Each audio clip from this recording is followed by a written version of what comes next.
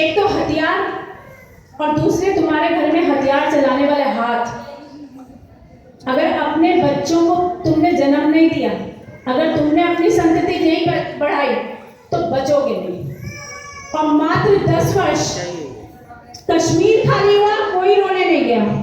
पश्चिम उत्तर प्रदेश की स्थिति बहुत खराब है, पूरा देश इस्लामिक होने की कगार पे। मात्र 10 वर्ष में ये देश इस्लामिक होगा अगर हम इसी गति से सोचते रहे। यदि हम सिर्फ शिक्षा, उनके अंदर क्या गंदगी है उस पे, इन सब बातों पे ध्यान देते रहे तो ये निश्चित इस्लामिक होगा। और हर बहन बेटी का बलात्कार होगा, हर बेटी मंडी में बेच दी जाएगी। ये सिर्फ तुम्हारी और मेरी जिम्मेदारी है, ये किसी सरकार की जिम्मेदारी नहीं, किसी एनजीओ की जिम्मेदारी नहीं है, किसी मानव अधिकार वाले की जिम्मेदारी नहीं है। जिन बच्चों को तुम जन्म दे रही हो, जिन बच्चों को हम जन्म दे रहे हैं, ये सिर्फ हमारी जिम्मेदारी है।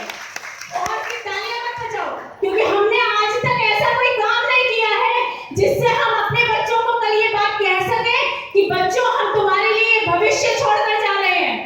कल को हमारे बच्चे जब बलात्कार का शिकार होंगे, हमारी छोटी छोटी बेटियों को नंगा करके मंडी लगा दी जाएगी, उस दिन हमारी बेटी हम पर थूक रही होगी।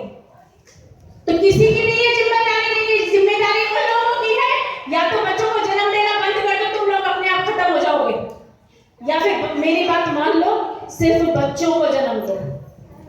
बच्चे उनमें शिक्षा नहीं है, और शिक्षा है भी तो वो बच्चे पैदा करते हैं। लेकिन हम हर बार सुविधाजनक रास्ता ढूंढते हैं। शिक्षित समाज तब हो जाएगा जब हमारा अपना अस्तित्व बचेगा। जब मैं जिंदा रहूंगी तब मेरा समाज शिक्षित होगा। लेकिन अगर इस्लामिक जिहादी मुझे ही मार देंगे तो समाज को शिक्षा देने के लिए फिर मेरे रहने की कोई उपयोगिता बचेगी नहीं। अगर मेरी बेटी का बलात्कार मेरे सामने हो जाएगा तो मैं फिर समाज का कोई काम कर नहीं पाऊंगी। और ऐसा होता है, कश्मीर में ऐसा हुआ है, कैराना में लोगों ने घर छोड़े, ऐसा होता है। मसूरी में जिहादियों ने, मसूरी थाना पिलखुआ, दीदी बताएंगी, दीदी ने बताया है अभी, पिलखुआ में पूरा नंगा, मसूरी में पूरी सड़क रोक के 3 घंटे तक नंगा नाच करा। हर महिला जो सड़क पे थी हिंदू, उसका बलात्कार हुआ, कांस्टेबल तक खींच ली गई। एक या दो बच्चे को लड़ने की शिक्षा नहीं दे पाओगी।